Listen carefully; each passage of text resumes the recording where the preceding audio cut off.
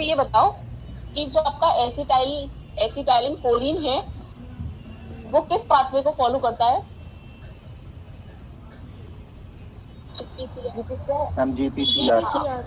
GPCR को। ठीक है, तो देखो ध्यान से देखना। और जीपीसीआर का जो रिसेप्टर है कितने ट्रांसमेम्ब्रेन का होता है, मींस कितनी बार क्रॉस करता है? 7 ट्रांसमेम्ब्रेन। ठीक है, सही बोल रहे हो। ठीक है, देखो अब सपोज करो लाइगेंड आएगा, लाइगेंड किस साइड पर बाइंड होगा? किस हेलिक्स पर? मैम 7 एग्जैक्टली 6 एंड 7 पर। ठीक है, 6 एंड 7 हेलिक्स पर बाइंड होगा। तो आपका लाइगेंड है यहाँ पर कोई भी हो सकता है, एसिटाइल कोलिन या फिर ल्यूकोट्रीन या फिर ब्रेडिकाइनिन। ठीक है, जब लाइगेंड आएगा तो लाइगेंड आने से क्या होता है? Conformational change in the conformational change होगा रिसेप्टर में। कन्फर्मेशनल चेंज होने के बाद L3 लूप कांटेक्ट करेगा जी प्रोटीन से। तो जो L3 लूप में ग्वानिन एक्सचेंज फैक्टर की जो प्रॉपर्टी है वो एक्टिवेट होगी और जीटीपी से एक्सचेंज होगा। ठीक है, और जी अल्फा प्रोटीन एक्टिवेट होगा। तो मैं यहाँ जी प्रोटीन ही लिख रही हूँ क्योंकि सब चीज आती है तुम लोगों को। अब जी अल्फा की एफिनिटी कम हो जाती है बीटा गामा के लिए। जी अल्फा पैरेलली रन करता है प्लाज्मा मेम्ब्रेन के अक्रॉस, पैरेलली रन करता है और किससे जाके इंटरेक्शन करता है? इफेक्टर मॉलिक्यूल से। ठीक है, तो अब यहाँ पर हम बता रहे हैं कि पीएलसी, याद है पीएलसी? पीएलसी से इंटरेक्शन करेगा पीएलसी। जब जी अल्फा पीएलसी से इंटरेक्शन करेगा तो पीएलसी का सबस्ट्रेट कौन होता है? PIP2। ठीक है, पीएलसी एक एंजाइम है और PIP2 क्या है? उसका सबस्ट्रेट है। तो पीएलसी जब PIP2 से बाइंडिंग करेगा, जब सबस्ट्रेट और एंजाइम की बाइंडिंग होगी तो हमें प्रोडक्ट मिलेंगे। क्या क्या प्रोडक्ट मिलते हैं?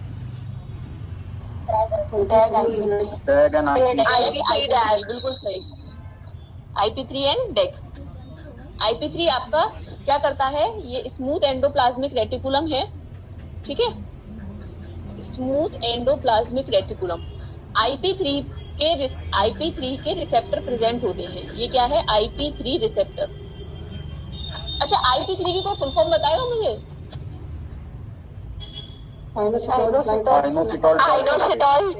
Inositol triphosphate.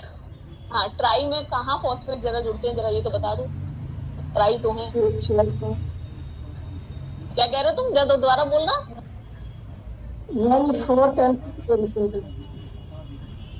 इसकी फुल फॉर्म होती है आइनोसिटॉल 145 ट्राइफॉस्फेट। ठीक है, पोजीशन याद रखना 1 पर, 4 पर एंड 5 पर। ठीक है,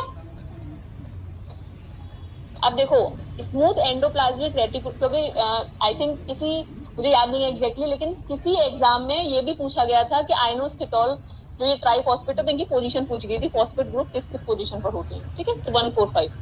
हाँ, अब देखो स्मूथ एंडोप्लाज्मिक रेटिकुलम पर IP3 के रिसेप्टर प्रेजेंट होते हैं। ठीक है, IP3 के रिसेप्टर प्रेजेंट होने की वजह से IP3 यहाँ बाइंडिंग करेगा। IP3 ने बाइंडिंग की। अब स्मूथ एंडोप्लाज्मिक रेटिकुलम में क्या भरा हुआ है? स्मूथ, देखो ये तुम्हारा स्मूथ एंडोप्लाज्मिक रेटिकुलम है, इसमें कैल्शियम आयंस भरे हुए हैं। जैसे ही IP3 बाइंड होगा IP3 रिसेप्टर से, तो ये चैनल्स, ये IP3 रिसेप्टर खुल जाएगा और ये क्या होंगे? कैल्शियम आयंस बाहर आने लगेंगे। कैल्शियम आयंस क्या होंगे? बाहर आने लगेंगे। इतनी बात सबको क्लियर है? पहले ये बताओ। Yes ma'am. किसी को कोई दिक्कत नहीं है ना? बहुत इजी है, मैं एक बार और रिपीट कर रही हूँ। एसिटाइल कोलिन क्या होगा? अपने रिसेप्टर से बाइंड करेगा।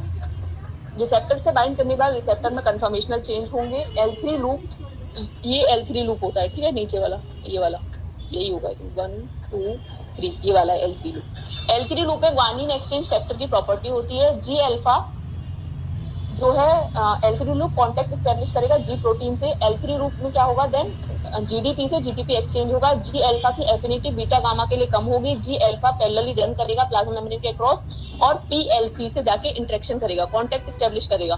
देन PLC PI P2 के साथ मिलके DAC और IP3 देंगे। IP3 का रिसेप्टर प्रेजेंट है स्मूथ एंडोप्लाज्मिक रेटिकुलम पर। IP3 बाइंड करेगा IP3 रिसेप्टर से, ठीक है। और स्मूथ एंडोप्लाज्मिक रेटिकुलम में कैल्शियम आयंस भरे हुए हैं। अब कैल्शियम आयंस क्या है, बाहर निकलेंगे, ठीक है। इतना चलो।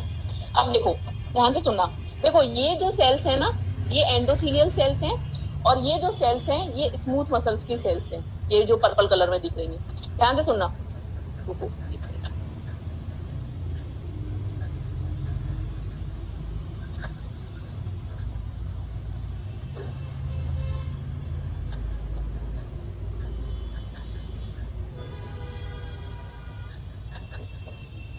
अब देखो क्या होगा।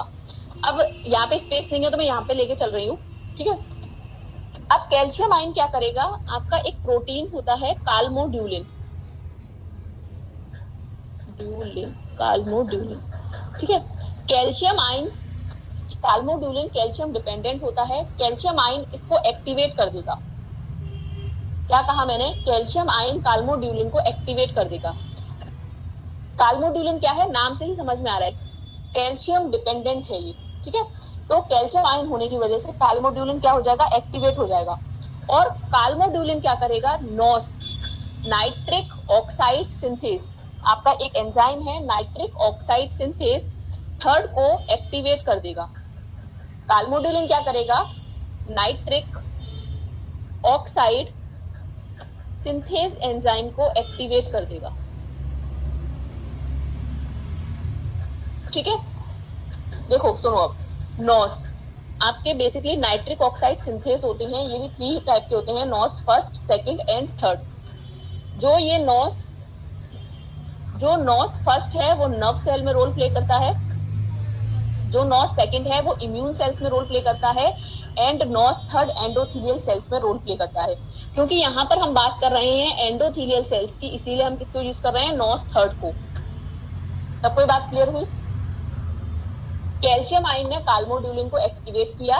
काल्मोड्यूलिन क्या करेगा, नॉस एंजाइम को, नाइट्रिक ऑक्साइड सिंथेस को एक्टिवेट कर देगा, ठीक है। और नॉस भी 3 टाइप के होते हैं, नॉस फर्स्ट, सेकंड, थर्ड। अगर आप नर्व सेल की बात करेंगे तो आप नॉस फर्स्ट की बात करेंगे, अगर आप इम्यून सेल्स की बात कर रहे हैं तो आप नॉस सेकंड की बात करेंगे, अगर आप एंडोथेलियल सेल्स की बात कर रहे हैं तो आप नॉस थर्ड की बात करेंगे, ठीक है भाई। इतना बात सबको क्लियर हुआ।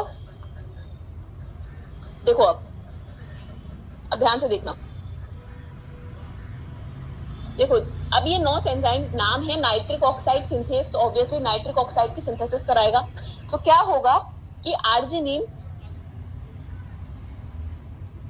प्लस ऑक्सीजन इस एंजाइम की प्रेजेंस में आपको देंगे नाइट्रिक ऑक्साइड प्लस सिट्रुलिन।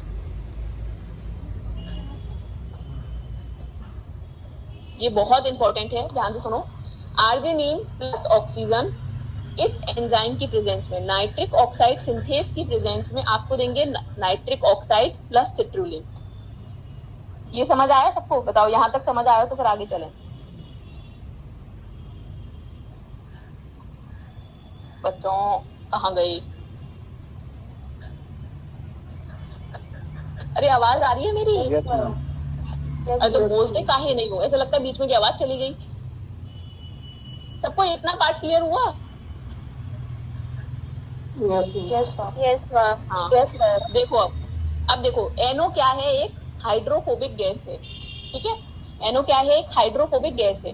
तो वो क्या है, वो इस स्मूथ मसल्स में एंटर कर जाएगी, क्योंकि हाइड्रोफोबिक है तो प्लाज्मा मेम्ब्रेन को क्रॉस करते हुए वो स्मूथ मसल्स में एंटर कर जाएगी। अब यहाँ पर आपकी नाइट्रिक ऑक्साइड आ गई। चलो अब पीछे चलो, इतना पार्ट सबको क्लियर हो गया ना। यहाँ पर देखना इस डायग्राम को, यहाँ पर समझ आएगा इजीली। ये देखो, ये आपके बेसिकली एंडोथेलियल सेल्स हैं, ठीक है। और ये क्या हैं, आपके स्मूथ मसल सेल्स, ठीक है। अब देखो आर्जिनिन से नाइट्रिक ऑक्साइड बन गया, दिख रहा है ये सबको, आर्जिनिन से नाइट्रिक ऑक्साइड बन गया।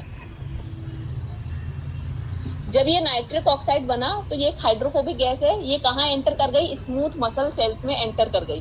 ठीक है, अब देखो ये कौन सा एंजाइम दिया हुआ है, ग्वानिनिल साइक्लेज, GC, ग्वानिनिल साइक्लेज। ग्वानिनिल साइक्लेज का क्या रोल होता है, कोई बताएगा? जीटीपी को सीजीएमपी में कन्वर्ट।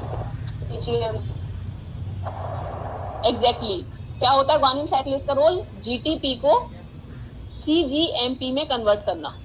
ठीक है, तो देखो यहाँ पर ग्वानिल, अब ध्यान से देखना, मैं मैं एक बार थोड़ा सा स्ट्रक्चर बना के दिखा रही हूँ।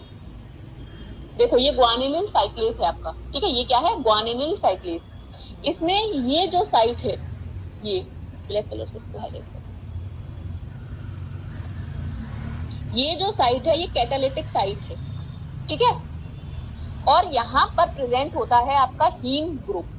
कौन प्रेजेंट होता है, heme group. Heme group present होता है कैटालिटिक साइट पर।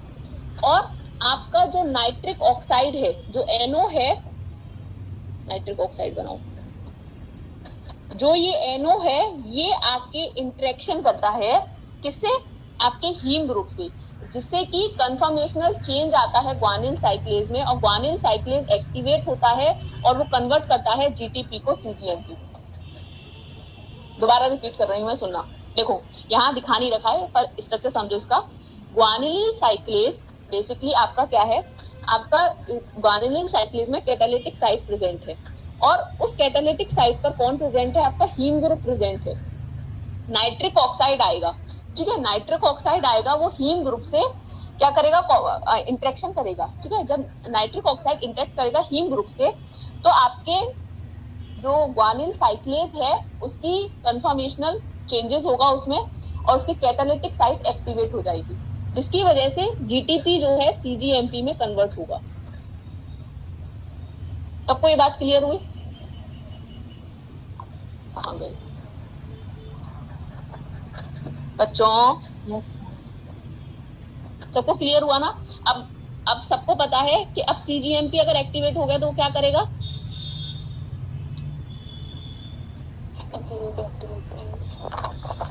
सीजीएमपी कैटायन चैनल्स को ओपन करेगा।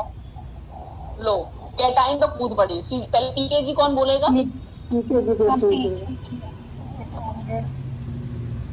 पीकेजी को एक्टिवेट करेगा ना, पहले ही कैटाइन चैनल को ओपन करवा दिया और सब एक्टिवेट करा दिए। सीजीएमपी क्या करता है, पीकेजी को एक्टिवेट करता है। ठीक है, अब पीकेजी एक्टिवेट होगा तो वो देखो अब उसका क्या रोल आएगा। पीकेजी आपके कैल्शियम आयन चैनल्स को क्या कराएगा, रिड्यूस कराएगा, जो ओपन है उन्हें क्लोज कराएगा। ठीक है, और पोटेशियम चैनल्स को ओपन कराएगा। ठीक है, कैल्शियम आयन चैनल्स को क्लोज कराएगा। अब समझो कि क्या होता है, अगर कैल्शियम आयन की कंसंट्रेशन लो है तो रिलैक्सेशन होता है स्मूथ मसल्स का, रिलैक्सेशन। अगर कैल्शियम आयन की कंसंट्रेशन हाई है तो क्या होगा, कॉन्ट्रैक्शन होगा। ध्यान से सुनो। अब देखो अब क्या हुआ, सीजीएमपी ने पीकेजी को एक्टिवेट किया।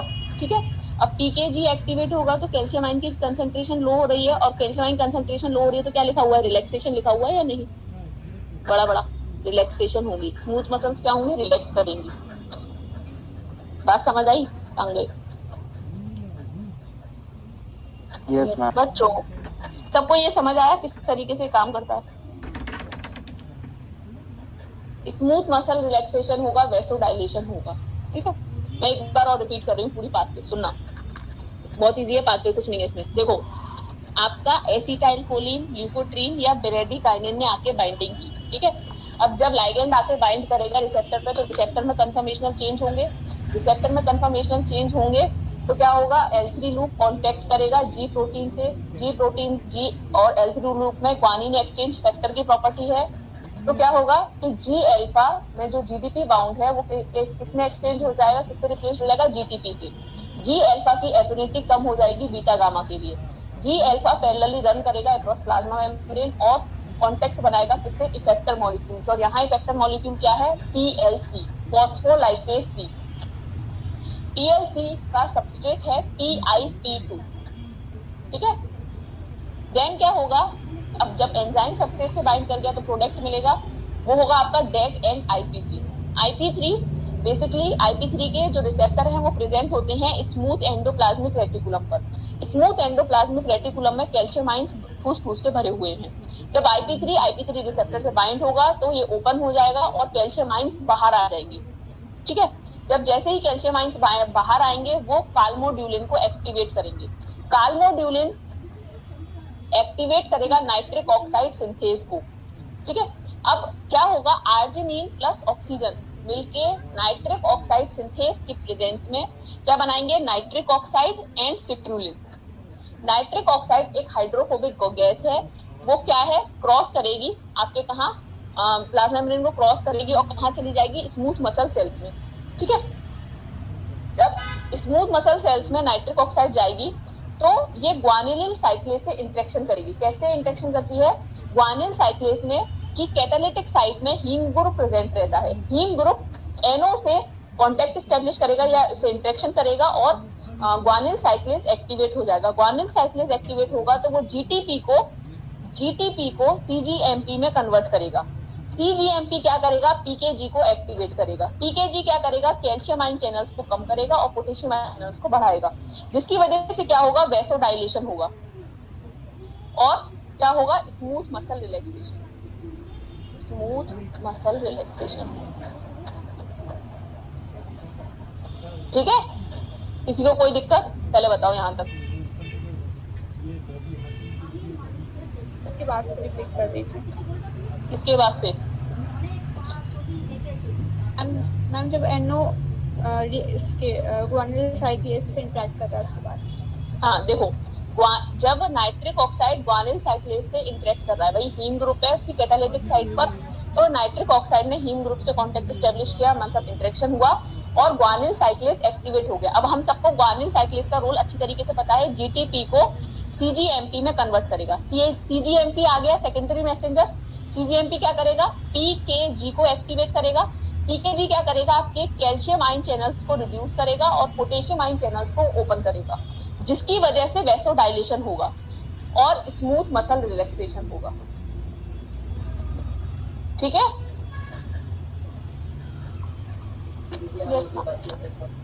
अब चलो कुछ पॉइंट पर आओ जरा मेरे प्यारे बच्चों। ये देखो, ये जो ग्वानिल साइक्लेज है ये कैसा दिख रहा है आपको, मेम्ब्रेन बाउंड दिख रहा है या इंट्रासेलुलर दिख रहा है, इंट्रासेलुलर।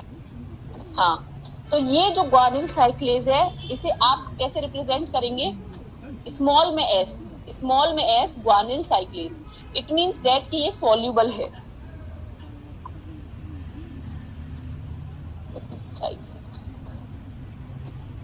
ठीक है, स्मॉल है ये एस रिप्रेजेंट कर रहा है सॉल्युबल को, ठीक है। अच्छा चलो, पाथवे तो सबको समझ आई। ये हमारी कौन सी पाथवे है, नाइट्रिक ऑक्साइड पाथवे। इसका दूसरा नाम क्या होता है, लिख लो। इसका दूसरा नाम होता है EDRF pathway. EDRF pathway full form क्या है, फुल फॉर्म भी लिख लो, चलो भाई। Endothelium derived relaxing factor pathway,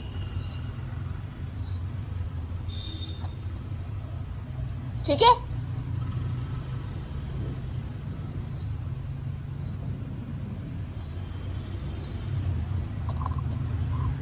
अब देखो, चलो पाथवे तो आई थिंक सबको समझ में आ गई होगी, बहुत इजी सी पाथवे है। अब बात आती है कि पाथवे चल रही है लेकिन इसे टर्मिनेट कैसे किया जाए।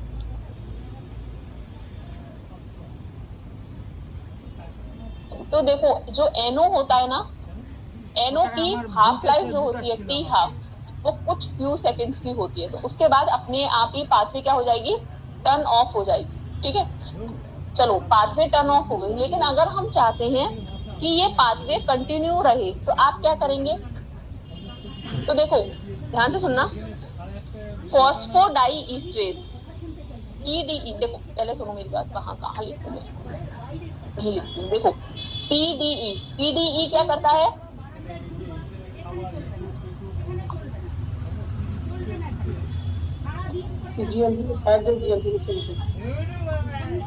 बस एक ही बच्चे को आंसर आता है। सीजीएमपी को 5 प्राइम जीएमपी में कन्वर्ट करेगा। तो देखो एक इनहिबिटर तो आपका नाइट्रिक ऑक्साइड का हाफ लाइफ हो गया, दूसरा हो गया पीडीई। पीडीई क्या करेगा, देखो पीकेजी आपका बेसिकली आपको याद होगा, मैंने आपको बताया था, पीकेजी क्या करेगा, पीडीई को फॉस्फोराइलेट करेगा, साइटोसोलिक प्रोटीन है, जब पीकेजी फॉस्फोराइलेट हो जाएगा तो क्या करेगा, सीजीएमपी को 5 प्राइम जीएमपी में कन्वर्ट करेगा। क्या करेगा, देखो पीकेजी क्या है, प्रोटीन काइनेज जी, काइनेज है तो फॉस्फोराइलेशन करेगा, तो पीडीई फॉस्फोडाइईस्ट्रेस क्या करता है, साइटोसोलिक प्रोटीन है, इनएक्टिव रहता है, तो पीकेजी क्योंकि काइनेज होने की वजह से इसे फॉस्फोराइलेट करेगा, और फॉस्फोराइलेट होने की वजह से ये एक्टिवेट हो जाएगा पीडीबी एक्टिवेट होगा तो ये सीजीएमपी को 5 प्राइम जीएमपी में कन्वर्ट कर देगा, जिसकी वजह से पाथवे क्या हो जाएगा, टर्मिनेट हो जाएगा। किसी को इसके पार्ट में कोई दिक्कत मत, हम एक बार रिपीट कर दीजिए। देखो दो तरीके से टर्मिनेशन हो सकता है, एक तो है आपके नाइट्रिक ऑक्साइड की हाफ लाइफ, ठीक है, कुछ फ्यू सेकंड्स की होती है। दूसरा क्या है आपका पीडीई, पीडीई फॉस्फोडाइईस्ट्रेस एक एंजाइम है, ये साइटोसोल में प्रेजेंट रहता है। ठीक है, अब आपका पीडीई इनएक्टिव पड़ा हुआ है एज इट इज, तो पीकेजी क्या करेगा, पीकेजी आपका एक सेरिन थ्रियोनिन काइनेज है, और काइनेज का क्या काम होता है, फॉस्फोराइलेशन करना, तो पीकेजी क्या करेगा, पीडीई को फॉस्फोराइलेट करेगा। जब पीकेजी पीडीई को फॉस्फोराइलेट करेगा तो पीडीई क्या करेगा, पीडीई क्या करेगा, सीजीएमपी को 5 प्राइम जीएमपी में कन्वर्ट कर देगा, और जिसकी वजह से पाथवे क्या है, टर्मिनेट हो जाएगी। समझ आया? Yes ma'am. सबको आ गया? कोई ऐसा? चलो अब एक बात, यहाँ तो पाथवे टर्मिनेट की बात आ गई, अगर हमें इस पाथवे को कंटिन्यू रखना है तो हम क्या करेंगे?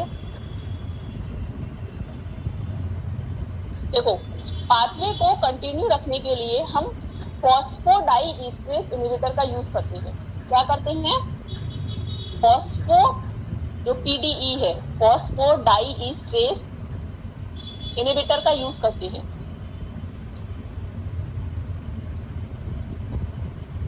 और फॉस्फोडाइईस्ट्रेस इनहिबिटर कौन है आपका? सिल्डेनाफिल, नाम मैं लिख दे रही हूँ, सिल्डेनाफिल सिट्रेट, जिसे आप वाइग्रा के नाम से जानते हैं। ठीक है, ये क्या है, वाइग्रा का फॉस्फोडाइईस्ट्रेस इनहिबिटर है।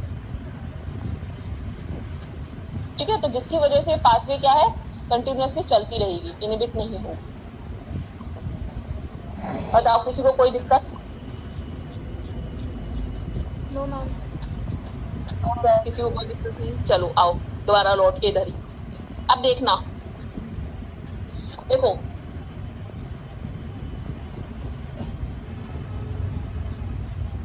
ये तो हार्मफुल ही होता है,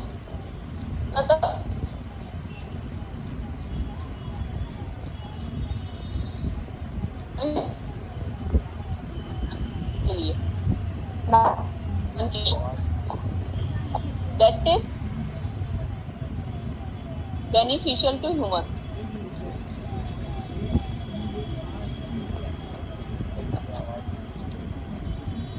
क्या कह रहे हो? आवाज कट रही थी बार बार। आवाज नहीं आ रही? नेटवर्क तो सही आ रहा है। इसके पहले नहीं है। अच्छा कहाँ से नहीं आया बताओ? इनहिबिटर जो बताए थे उसके बाद से। इनहिबिटर सबको समझ आ गया फॉस्फोडाइएस्ट्रेस का? Yes, ma'am. एक मिनट रुको।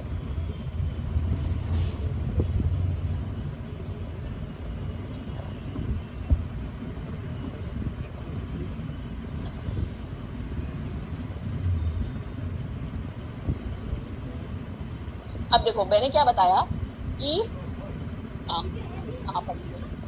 नहीं यही तो बताया मैंने बस। देखो ज्यादातर जो आपके फ्री रेडिकल्स होते हैं वो हार्मफुल रहते हैं ह्यूमंस के लिए, पर ये एक ऐसा फ्री रेडिकल है जो बेनिफिशियल है ह्यूमन के लिए। ठीक है, ये इसका क्या किस चीज के लिए रिस्पॉन्सिबल है? रिस्पॉन्सिबल है smooth muscle relaxation and vasodilation के लिए। ठीक है, और इसका जो रिसेप्टर है वो कहाँ प्रेजेंट होता है? रिसेप्टर क्या है इसका? इंट्रासेलुलर।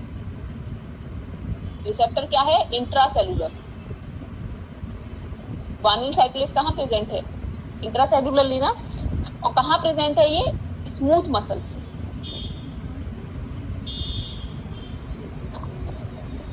किसी को इतने पॉइंट्स में दिक्कत?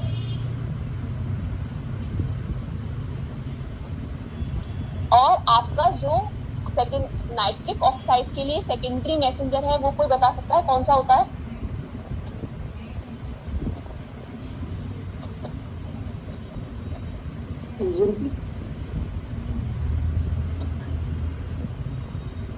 नाइट्रिक ऑक्साइड के लिए सेकेंडरी मैसेंजर कौन सा है? अभी तो मैंने मेरे लाल बताया CGMP, या एक या दो लोगों पे आंसर निकला है। CGMP जो है एक्ट कर रहा है सेकेंडरी मैसेंजर की तरह। सेकेंडरी मैसेंजर बताए थे ना कौन कौन से होते हैं? CMP, CGMP, कैल्शियम आइंस और आपका IP3 और डेट। तो CGMP नाइट्रिक ऑक्साइड में CGMP जो है सेकेंडरी मैसेंजर की तरह एक्ट करता है। ठीक है, अच्छा अगर आपको क्वेश्चन में ध्यान से सुनो, अगर क्वेश्चन में नाइट्रिक ऑक्साइड की जगह CO दे रखा हो, कार्बन मोनोऑक्साइड दे रखा हो, तब भी इसे करेक्ट करना। मतलब समझ जाना कि नाइट्रिक ऑक्साइड पाथवे की ही बात हो रही है। बात समझ आई मेरी? मैंने क्या बोला? नाइट्रिक ऑक्साइड की जगह अगर उन्होंने कार्बन मोनोऑक्साइड दे रखा हो क्वेश्चन में, तो समझ जाना कि वही सेम पाथवे की बात हो रही है, नाइट्रिक ऑक्साइड पाथवे की। कहाँ गए?